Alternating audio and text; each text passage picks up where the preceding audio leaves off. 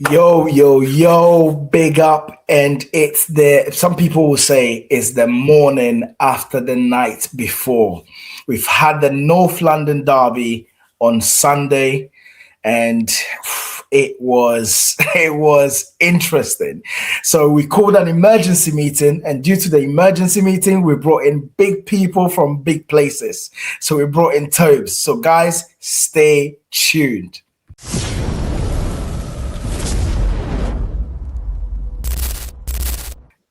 Guys, thank you so much for joining, and big up for everyone who always tunes into my channel. It's Manny here on Designated Hotspur. Guys, listen, I need to hit 1K before the end of the season. I am now on 965, and I feel like I've been on 965 for over a month. So please hit the subscribe, hit the like, hype, share, all the shebang, and please hit the subscribe with Tobes as well. We've brought in big people for this show, and we're going to talk about the North London Derby. We're going to talk about Thomas Frank, and we're going to talk about the fixtures that are up and coming thick and fast. We're in a relegation battle, and we need to talk about this. But first and foremost, thank you so much, Tobes, for joining. How are you, especially after yesterday's big fist fight on the Big Six? Everything good, bro? Bro, I'm still heated. I'm still heated for real, bro. It's just, and I was even messaging them, man, in the background. I said, bro, like, and it's all love. They know it's all love. There's nothing like serious about it outside of football, but I'm serious about football. So when we're talking football, I'm still annoyed. Honestly, because I feel like it's got to the point now where you can't even talk about Spurs properly. Like, you just can't. Yeah. And I hate to be that guy who's policing other people and how they talk about their clubs. I hate it because I don't like it when people do it to me. But there comes a point where you just have to cut out the waffle. Just cut the shit, bro. Honestly, cut the shit, right? 100%, give over. 100%. You get what I'm saying? Give over. Because it's too much now. We'll get onto that like very briefly, right? Because as I said to you in the background, I did actually listen to it. I always listen to the Big Six. My only issue is that I never watch it live because the timing doesn't suit me majority of the time. But let's start from the North London Derby. Obviously, we lost. Tottenham Hotspur lost 4-1 to Arsenal. Before the game, I actually thought, you know what? We might have something for these lot. I listened to Tudor's interview. I was thinking, the press, I was thinking, right, this is it. We're going to derail these lot. And it didn't happen for various different reasons. I mean, a lot of people mention the fact that obviously it was Tudor's first game. He had been there just 5 days, and the remnants of strategies that came in from Frank would have been in with the players as of that time anyway. How much can you implement? And there has been a massive meltdown online. Although for myself personally, just so you understand where I stand with it, I actually thought that the first half, Arsenal were quite good. They opened us up. They made some mistakes. However, you could see, I was at the stadium on Sunday. You could see exactly what Tudor wanted to do. He wanted to press them high and force them in making mistakes, because I think he clearly realized very, very quickly that our team up front hasn't got the quality, right? And to a certain extent, going on the break 1-1, he had achieved this purpose.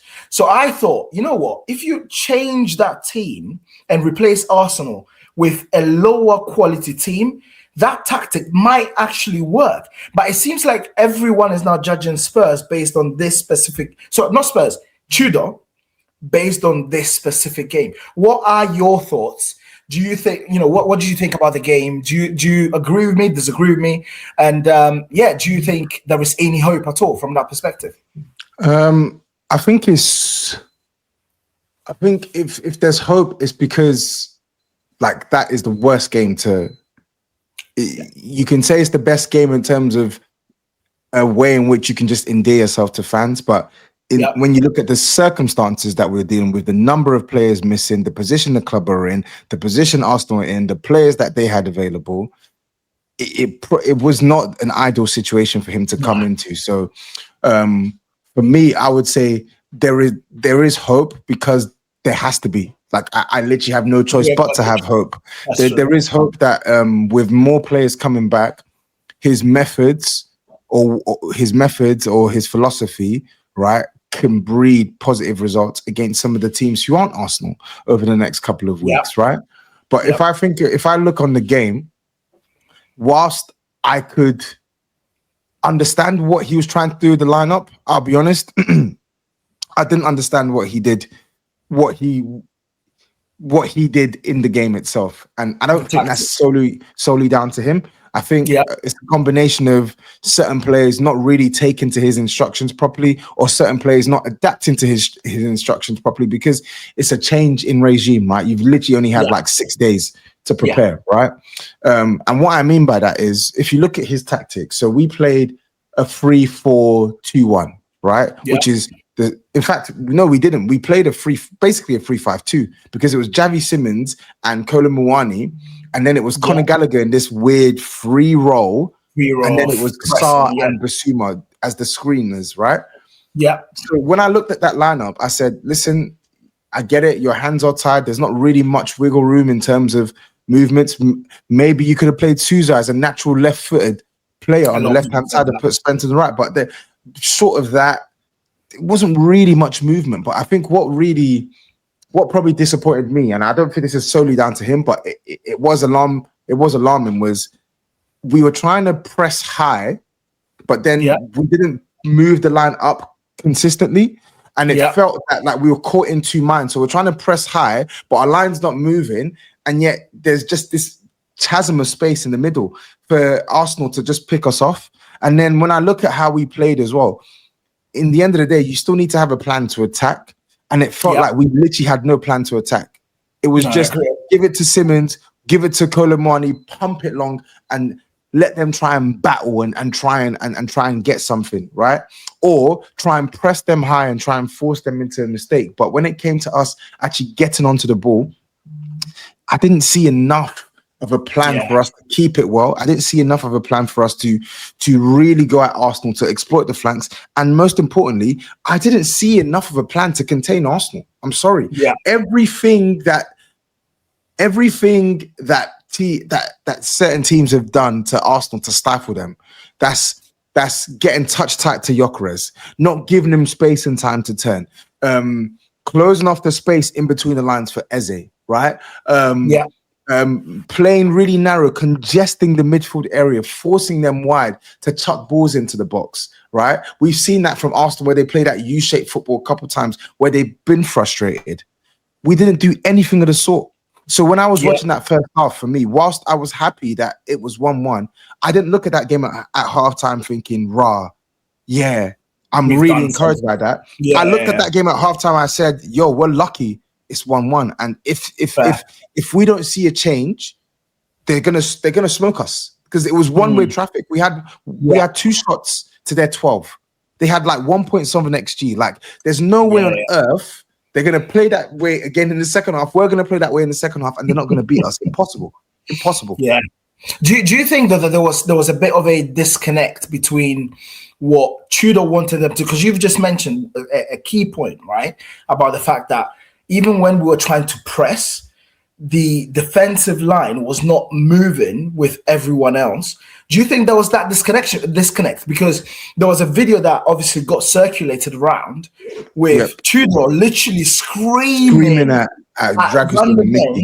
to move up, and he was not doing it. And there was another thing which hasn't gone around, and if you weren't at the game, you wouldn't have seen it. But every time Vicario hit the ball long, Tudor was losing his head. He was losing his head because he was literally saying, play the ball.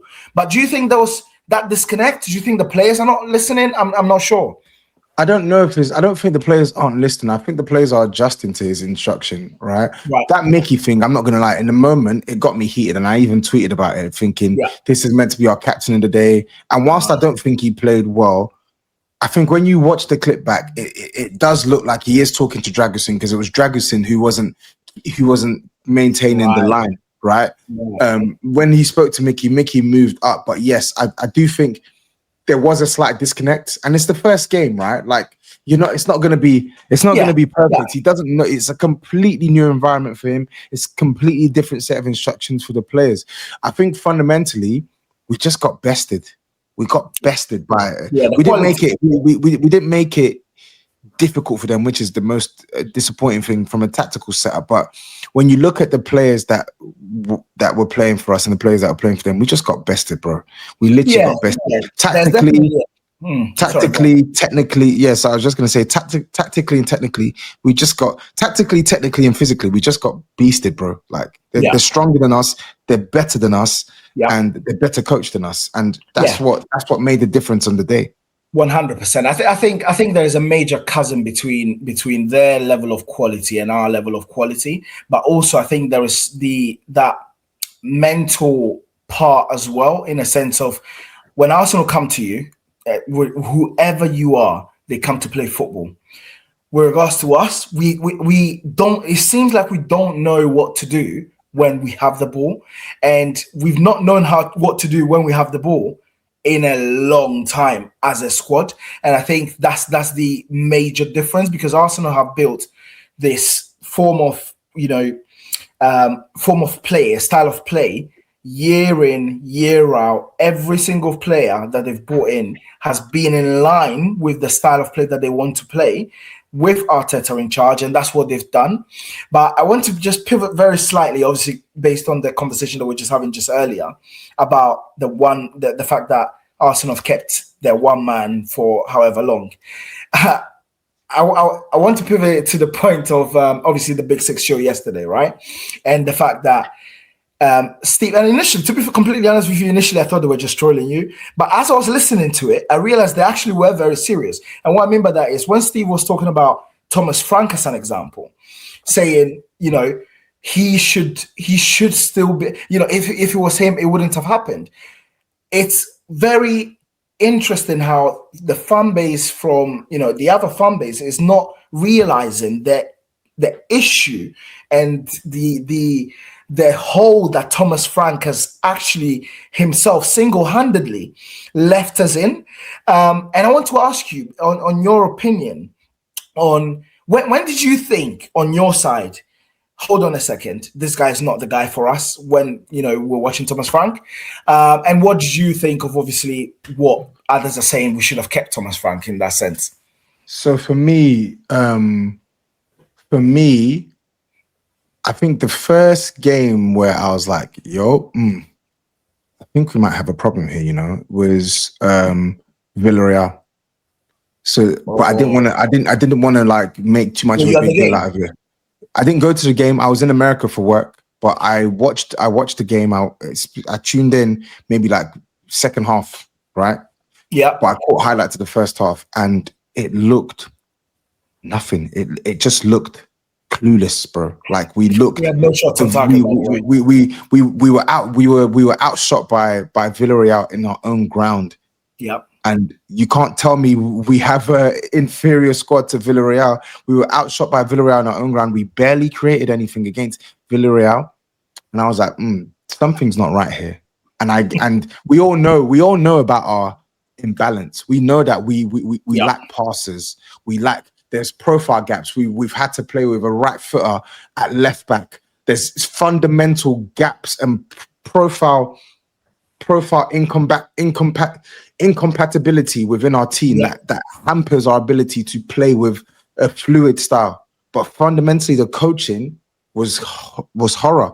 And I think it was the Leeds game. It was the Leeds game where we won 2-1. And I'm just like, I'm worried, man. We won the game, brother. We won the game. And I said on the big six, I said, I'm worried. I'm actually worried now, because it's like, we've got the firepower to put this game to bed, and you're literally sitting back against Leeds. Sorry, Yeah. you're sitting back against Leeds. You've got all of this firepower at your disposal that's caused them problems. You can pick them up from the break, and you're sitting back. And then I think the game that was like, yeah, I've had enough. I can't do this anymore. Was Chelsea. I think it was Chelsea and then Arsenal. No, it was Arsenal and 0.03. Chelsea. No, it was Chelsea and Arsenal. It was Chelsea. Oh, Chelsea and Arsenal. Okay, fair enough. I think it was Chelsea and then Arsenal. So it was 0.03 XG and then 0.07 XG. I said, yeah, it's time to go. I can't. You are not the man for us. Because in spite of the gaps and inadequacies that we have, if you compare it to other teams in this league, they're still able to get their team playing a positive style. How are Leeds able to attack teams? If I was to name Leeds midfield to Spurs fans, they're not taking it. Yeah. They're not taking it. How are West Ham able to go at teams now? How? Yeah. And don't get me wrong, West Ham, they got Mateus Fernandes, who for me, I'm taking him every day of the week over Bentancur, over Gallagher, over a couple man, but he wasn't playing in that role all season. Do you get what I'm saying? Exactly. Like, that's when the penny dropped for me. I said, I can't do this anymore. This guy, fundamentally, he cannot win football games at Tottenham, and his style is absolutely dreadful. So it's either one or the other. If you're not going to play in a way that's pleasing on the eye, you need to get results. Yeah. And it was so obvious to see that the results were obviously going to fall off a cliff because it wasn't sustainable. The way we were playing, it wasn't sustainable.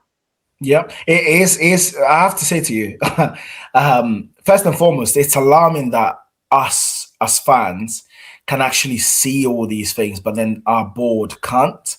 I fully agree. I do remember that game, by the way, Villarreal. So I was at that game, and I remember we won 1-0 with 0 shots on target. Like that in itself. But funny enough, for me, the penny didn't, like, nothing really rang in my mind thinking, oh, this guy might not be the guy. I think when I watched the Arsenal game, I was like, oh, this is dire. But okay, cool, it's Arsenal. Then I watched the Chelsea game and I was thinking, well, it's really harambo that this guy's playing. However, we always lose to Chelsea. So I was like, okay, I give you a buy. It was when we lost to Fulham at home, 2-1, and I saw you're Nigerian, right? I'm Ghanaian. Your Nigerian brother at the back, Bassi playing out of the back, hitting 1-2 and passing themselves out of a press. That's when I was like, nah. This is not a player issue, even though our players are bad, and I genuinely agree with it. But this is a lot more than player issue, because I'm looking at a team and I'm thinking, what are you doing on training? And I keep hearing people say I think some have said that to you as well. Oh, but they're professional players. No. In any capacity, any job that you do, if you don't repetitively do the same thing over and over, when it comes to, when you get into certain environments, like in this elite environment, you're not going to be able to do it. So I'm looking at them, I'm thinking, these guys are clearly training for corners, but they're not training how to pass themselves out of a press. They're clearly training how to get, defensive corners and duels, but they're not being able to pass, have combinations up front. And that's when I realized, thinking, you know what? There is something major here that people are just dismissing. And I was an Ange fan, but because I was an Ange fan, a lot of people thought that as soon as I said it, it's like, oh, you like Ange. So I literally had to show people clips of yourself saying, look, Toby didn't like Ange, and he is saying it. So, like, get these things out of your eye. And it seems like, your guys are it doesn't make sense. Big Six. They don't understand it. They don't understand. It doesn't make sense. They literally saw us go life and death with Wolves at home, with Wolves. I forgot that. With Wolves. I forgot that. With Wolves at home. We went life and death with Wolves at home. We've not won a game in 2026, brother. But the one game the interim comes in for when there's 12 players injured against the team top of the league. A team, mind you, that with 3 or 4 extra players added to it took points off the very same person in Steve who was criticizing the team for being shit. This team that should have beat you with all these players missing. Yeah. Yeah, there's that part where obviously he kept. I think quite a few people kept saying we should have kept Frank. So obviously that seems to be what everyone jumped on to say. Oh well, you should have kept Frank. But in reality, you know, this game was not a denominator of whether we're going to stay up or not. As we said, you know, Tudor had just come in, and to be fair, you don't judge a manager based on Arsenal, the worst team in the league that you can actually play.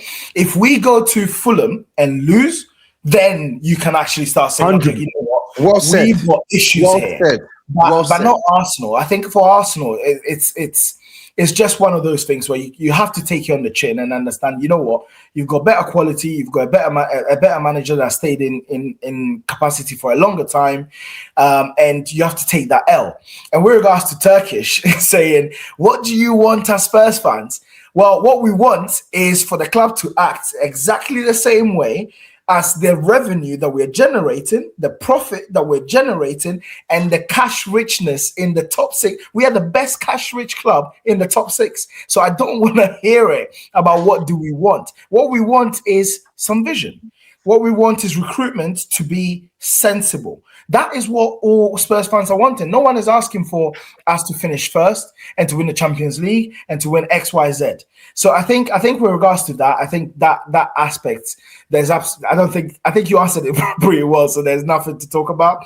And finally, I think on Saeed pointing out his agenda against Xavi, he's now moved from Romero to Xavi, right? And I have absolutely, of all the people to criticize in that game, I didn't think Xavi was the person that you needed to criticize. Bro. And I absolutely love Saeed, by the way. I watch every single content that he makes. But Xavi Simons whenever he got the ball, he had nobody to pass to.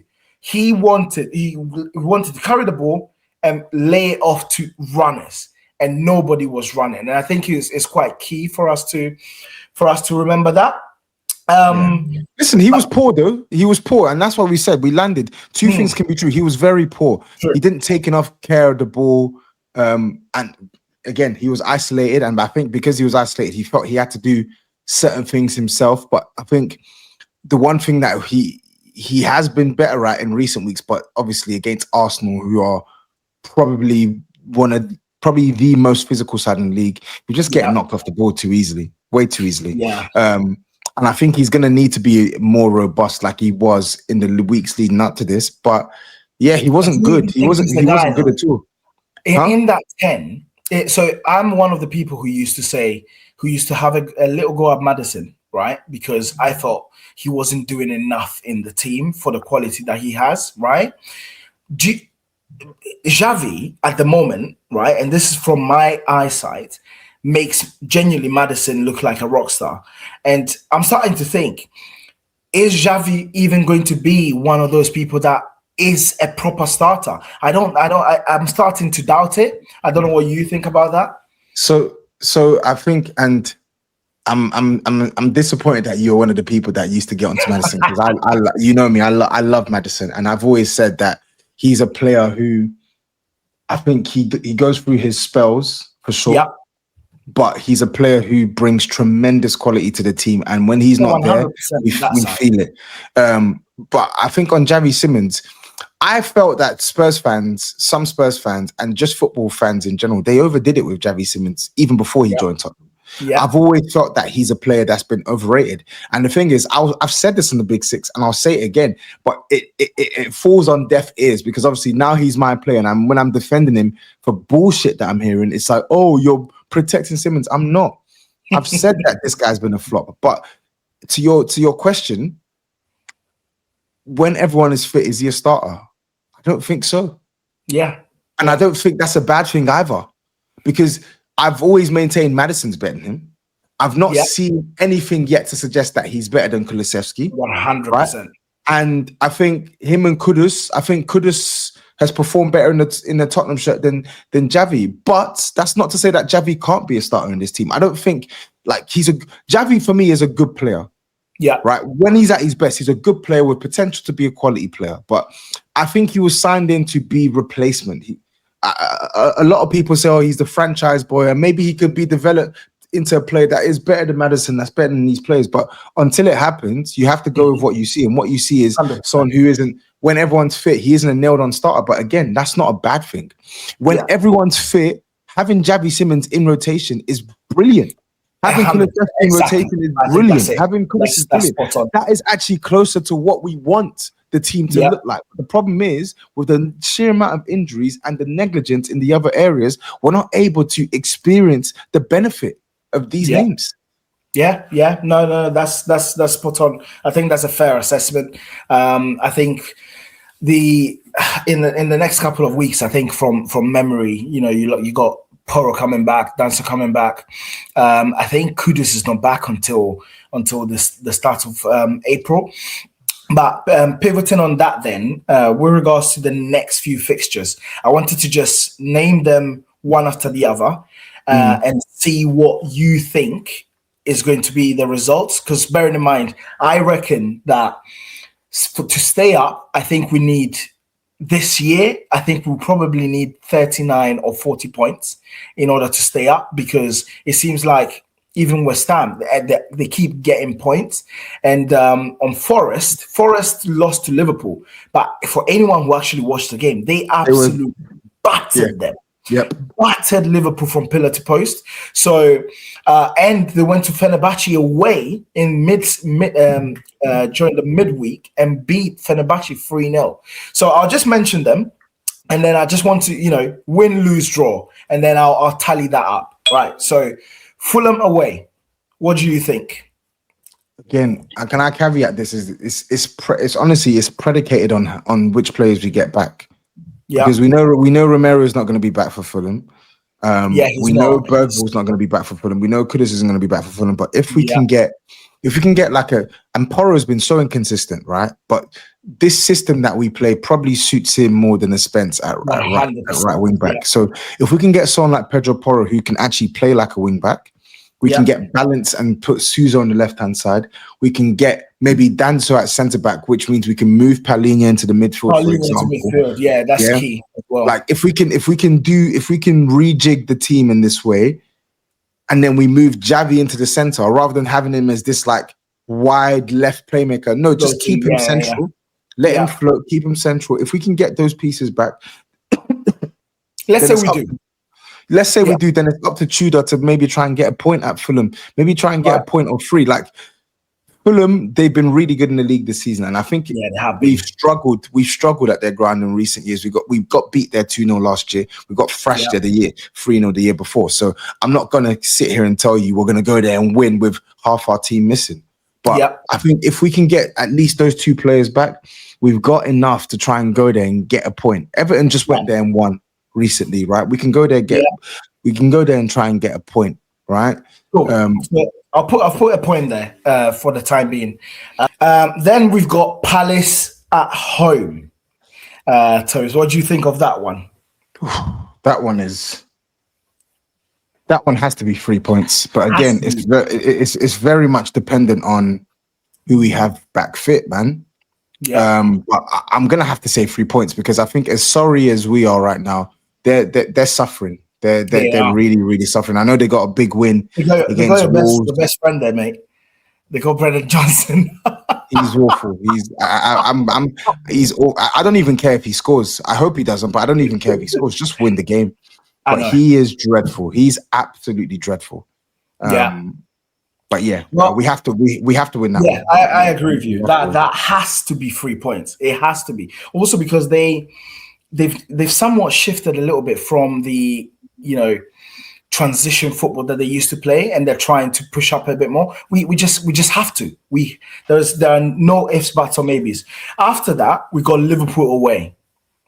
Let's just skip. That's an L. I know they're in a sorry state right now, but that's an L. We're in a worse state, man. We're in a worse state. Yeah. Forest at home. That's a big one. That's a huge one. And in all honesty, that one, it has to be a win, but you never know. You actually never know. Again, that one, I think I believe Romero should be back for that game. Ah, that's a good point. Yep, he So is. He's definitely. Romero will be back in the team for that game. So we'll have Romero, we'll have hopefully Mickey Van Ven, we'll have Simmons, we'll have Solanke, So, we'll have Richarlison, we'll Moro. have Porro, Danso. I don't know. What about like Bergvall and a few others? Are we gonna I have think them? Bergvall, Kudus are back start of May, or sorry, start of April, April. or very end of the very end of March. Because what I heard was it's after the international break. That's Yeah. when they're back. So Yeah, that one is going to be tough. I'm not going to lie. It's going to be a very, very, I very, actually very think it's good, interesting mate. game. It needs to be 3 points, and the thing is, there you go. Like if we were able to get 7 points from The next 7 four. points or more from Palace, Forest, and Fulham, you've all but guaranteed your safety. Spot on. You literally Spot have. on. So But would you think we're gonna get the? I'm looking at Forest and I'm looking at thinking that's a 1-pointer. You know, they got I think, quality. if I'm being honest, I think that's probably going to end up being a draw. It needs to be a win, but right now, Yeah. I feel like it's going to end up being a draw. We have the capacity to win, but I Yes. think they're just better than us in the midfield. They're much Yeah. better than us in the midfield, and I think defensively, I think they've been a bit more resilient than we have been defensively in recent weeks. They just with Murillo. they're just playing with more conviction. But again, we need to see. Honestly, it's a ripple effect. It can either be positive or negative. agree. We I need to agree see with how the coach gets on and the momentum that we can build, because you never know. Exactly. I If think we're able to that's. pick up, there you I go. think this is the momentum, isn't it? It's what we're going to do at Fulham and Palace that will determine what we do against Forest. But for the purpose of what we're doing now, let's just put 1 point, right? Then we got Sunderland away. You have to go there and get points. You have to. Yeah, at least the point. At least point. the point you need to Yeah. get. I'm not expecting 3 points, but you have to get a point. Yeah, that's fine. Brighton at home. I think 3 points. I think we can beat Brighton. I think 3 points. I think we can beat Brighton. I'm actually probably going to go over L actually for Sunderland. I just don't trust this team. Okay, yeah, let's go. I'll go over L for Sunderland, and then I'll go with a win against Brighton. I agree with that one because they currently, one, they're in a sorry state, but two, they don't play like a team in a sorry state. So they don't just sit back. They just play. It's like they're just vibing, which is weird. But I agree with you on that one. It has to be free. Wolves away. I don't think we're going to win. Right? Really? I don't think we're going to win. We should. I'll go for a point. We're just a sorry team right now. I don't think we're going to win. Listen, I don't. When is that one? Actually? Let me see who's going to be back for that. Let's see. When is the Wolves game? Oh, that's April. Yeah, that's April. So that will have. Kudus will be back. Yeah, you will have Kudus. We would have. I mean, there are people that are murmuring because of the videos by Kulusevski saying that Kulu should be back around April, but obviously you can't really count on him that much because he's been out for so long.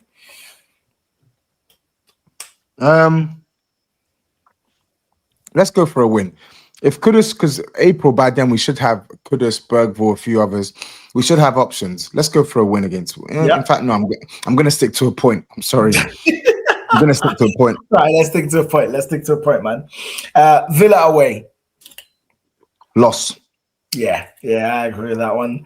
They're probably going to be chasing top 3, Europe. Top 4. Leeds at home. That's a huge one. Wow. That is a huge game. Like, huge. And they're taking no prisoners at the moment, by the way. They're not. Home, away, it does not matter to them at the moment. They are playing trying to make sure they stay up. I rate them for that, by the way. I'm going to say we win. We have to win. Yeah, I agree. We should have enough at our disposal to win that game. Yeah. We have to win. You're gonna laugh at the next one. The next one's the Chelsea, L. I know it already. Chelsea It's the L. away. Capital L.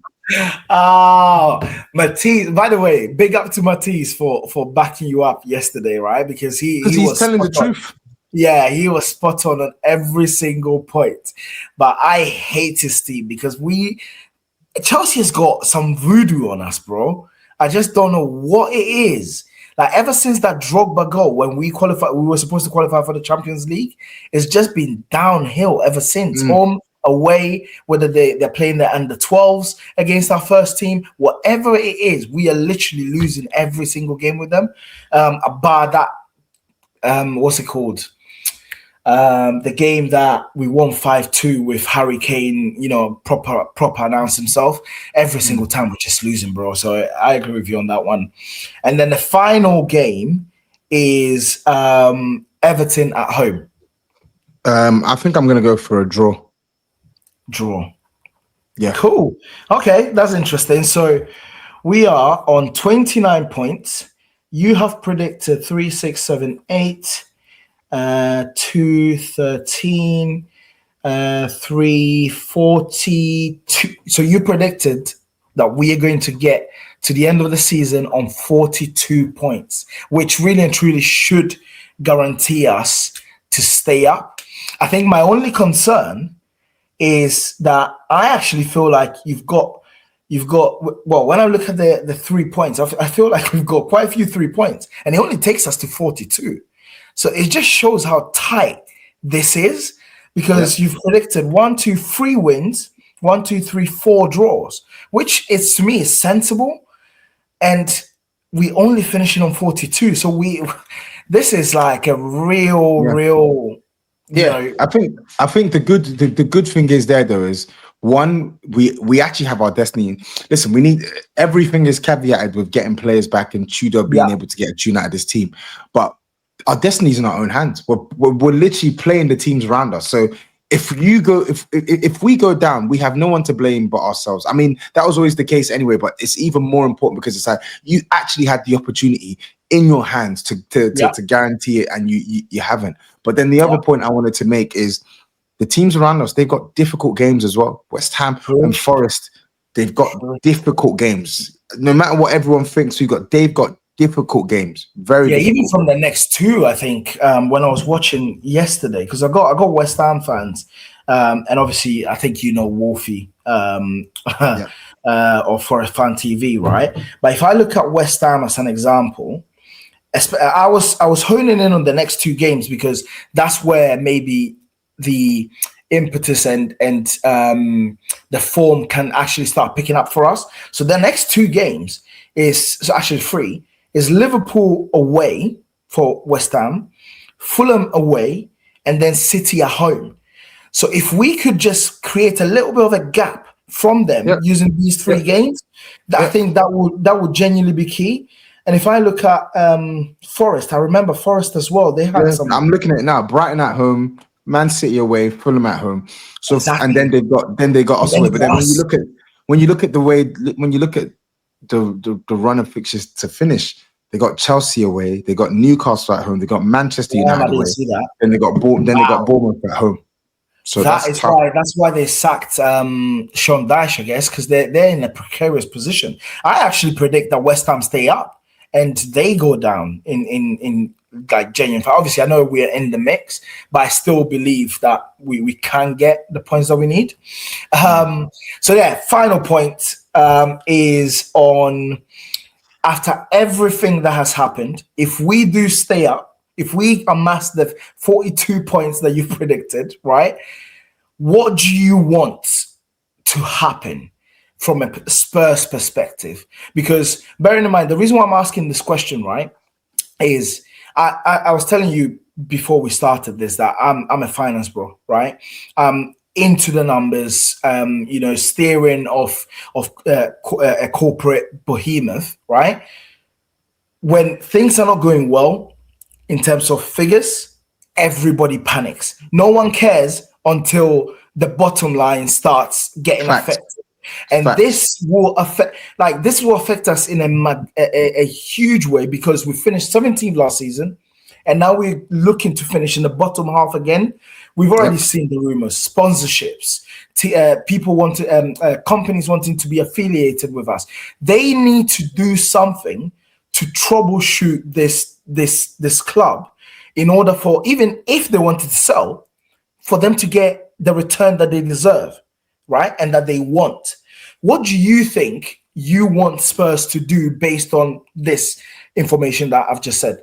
So is that what I would like to happen to Spurs from like that what I believe the current ownership should do, or what I want to happen to Tottenham? Both in a sense of transfers, summer. So first and foremost, I want us to be taken over. Yeah. I want us to be taken over because I'm so sick to death of being let down by this ownership. We've wanted them out for years. Yeah. They think what, because Daniel Levy went, that was enough for us. No, we want you gone as well.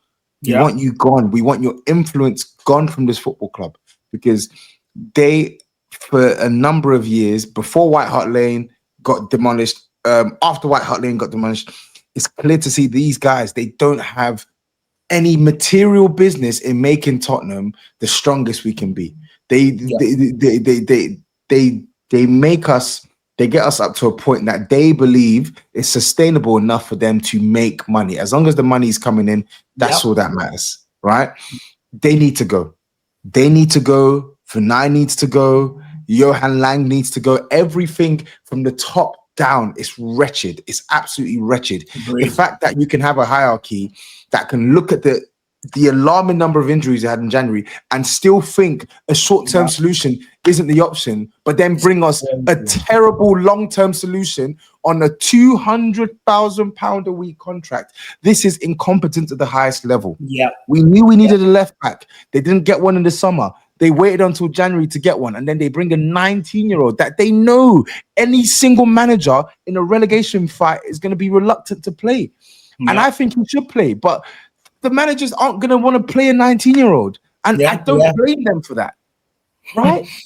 No, spot on. And bear in mind, just to point out, to hone in on what you've just said, right? Last season, we had countless amount of injuries with Ange. They bought Kinski at the start and only brought in Danso at the very end of. He was literally begging in his press conferences. So it's not like it's happened once. This is 2 Januaries in a row.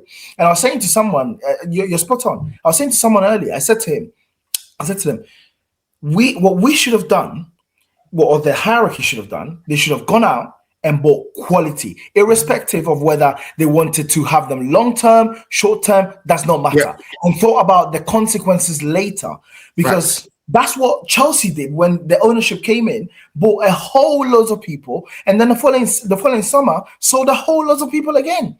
So the excuse that they were given about, we think the squad, we got players, that was pathetic, and it was actually genuinely negligent. So I agree with you on that one, mate. It's alarming. It's alarming that these people are running our football club, because it's like, for you to not be panicked, that's scary. Look at the position you've put us in. Literally, look at the position you've put us in. Some of the injuries are unlucky, but fundamentally, this is years and years of poor squad building. Because I'll always maintain, I don't think we have a bad squad. I think we have an incomplete squad. But when everyone is fit, I don't think we have a bad squad. But the problem is that when everyone is fit, it's contingent on everyone being fit. Yeah. When people aren't fit, the players that we have to call upon, they're not at the level that we require. And we knew this last season, and you didn't do enough in the summer to rectify. Yeah.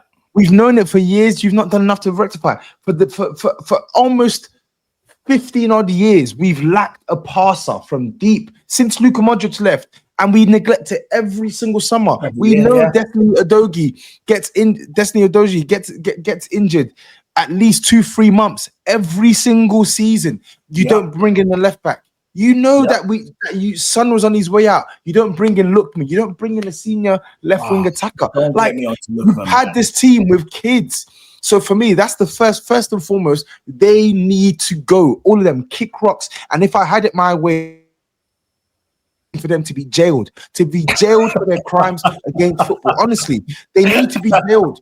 There needs to be repercussions. If me and you mess up in this, if me and you mess up to this scale in our lines of work, jobs are gone. Our job's gone. Because then there's reputational damage for our company. There's financial damage for our company. Our job's gone. Yeah. And we're struggling to get a good reference to go to another job again. But these guys, they'll swan off into the sunset. No, man, there has to be repercussions. Honestly, losing your job is not enough. I need them barred. 100%. Mate, I've seen people gone for less. So yeah, go on, bro. Yeah. So for me, so that's my first point. And then the second point, and I actually wrote it down to my friends. I wrote it down to my friends. So let's see. Make Spurs. So I said, for me, it's obvious we're not going to get any Europe next season. So whenever there's no Europe, and we didn't do the best job of it when we sold Harry Kane, because we brought in scrubs like Brennan Johnson and then signing guys like Timo Werner in January and signing Dragusin in January. But this presents us with another opportunity to cull this team. Now, culling the team doesn't just mean getting rid of the players that we know aren't good enough. It's also looking at each other and getting rid of the players that believe they need to be at a better club, that are not giving us the effort that we need. That's for me, that's culling. So I said outs. If it was me, so many. Dragusin has to go. Bissouma has to go. Bentancur has to go. Vicario has to go. Gallagher has to go. Pedro Porro, I'm looking at you. Potentially, you have to go. Potentially, right? Romero, I'm looking at you. You probably have to go. Yeah? Kinski, you have to go.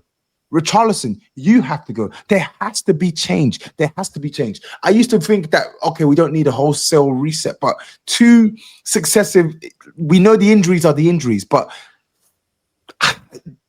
something has to give. You can't finish the position we finished 2 seasons in a trot and just think it's going to be hunky-dory again. No. So those are the ones for me. I'm like, yeah. And then Mickey Van der Ven, depending on interest, I think he might want to leave as well. Romero, I know he'll want to leave. Liverpool, doesn't he? So I know he'll. So like, we have to prepare ourselves for a culling, right? Yeah. And then on loan, I would loan Sousa.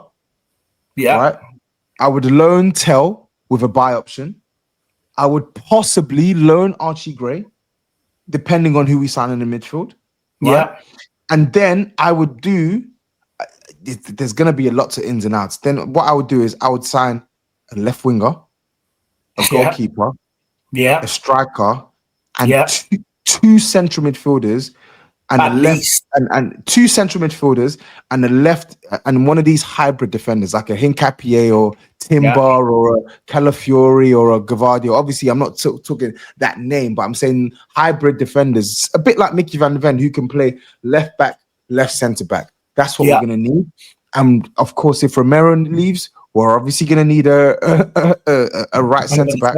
And of course, if we sell Pedro Porro, I doubt we're going to sell him, but he's just a name that I think he just frustrates. But if we were to sell him, we'd of course need a right back. Like, we're going to need that. I think, bro. Yeah. So that's it for me. And then you could, if we were to do that, and then you integrate, what's my man's name? The Croatian, Vuskovic.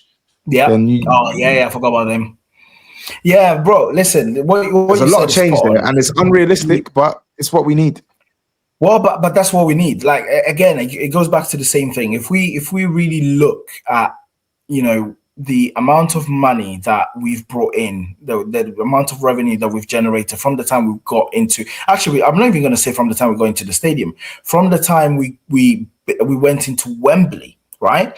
And for anyone, because I know you guys have spoken about this in the Big Six before. For anyone who says, "Oh, but you were leveraging the debt," bro, that debt was locked in at 2.5% interest rate, which was one of the best deals that had ever been done on a debt that size, right? So the amount that we're paying on a year-to-year basis was not that much with regards to against the outlay that we were getting out on players. We need, and totally forgot. We sold Harry Kane as well for 90 million pounds, which went straight down into the profit because he was a player that we nurtured and from our academy. So it was pure profit, right? From a P&L perspective. So if you look at all these things and the fact that last season we bought two players and then two on loan, there is enough money to go around for us to be able to do a massive major overhaul. If Van de Ven leaves, he's not going to leave for peanuts. He's on a 5-year deal going to Liverpool. That would be 100 million, right? With Romero, no matter what anyone says, he is not going for less than 50 million pounds. So even more, he's going for more. Minimum is like 60. Bro, the money is there. The money is there to do what we need to do if we are a serious club. If we are going to be, you know what I mean? And that's my thing. So I know you're saying it's unrealistic, but it can be realistic very quickly if these people are actually serious. The problem we have is they're not serious. But anyway, thank you so much, Tobes, for joining me. For anyone who got all the way to the end, thank you so much as well.